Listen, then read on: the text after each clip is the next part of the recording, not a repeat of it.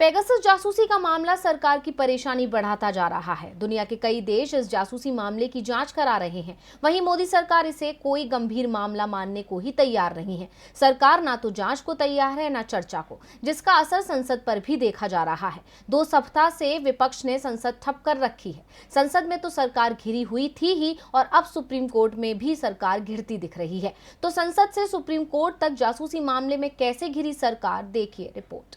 Pegasus जासूसी कांड को लेकर विपक्ष के हंगामे की वजह से मानसून सत्र में संसद में काम नहीं हो पाया है, जिसका असर ये हुआ है कि जनता के 133 करोड़ से ज्यादा रुपए बर्बाद हुए हैं। संसद के गतिरोध की वजह से लोकसभा में संभावित 54 में से केवल 7 घंटे काम हुआ, जबकि राज्यसभा में संभावित 53 में से 11 घंटे काम किया गया।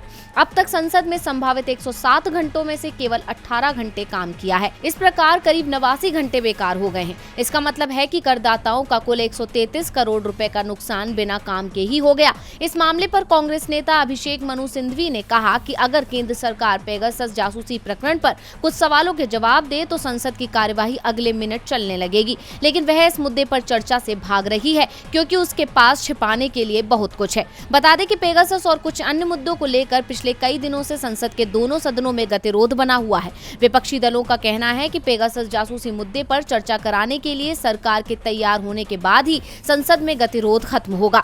कल संसद का तीसरा हफ्ता शुरू हो रहा है। उम्मीद है कि कल भी विपक्ष इन्हीं मुद्दों के साथ संसद में आएगा, और अगर कल भी सरकार ने जवाब नहीं दिया तो संसद में हंगामा होने की आशंका है।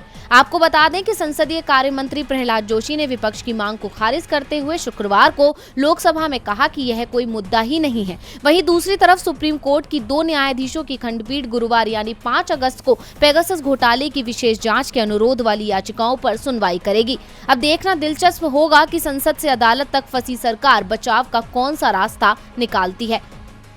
डीवी लाइव की रिपोर्ट।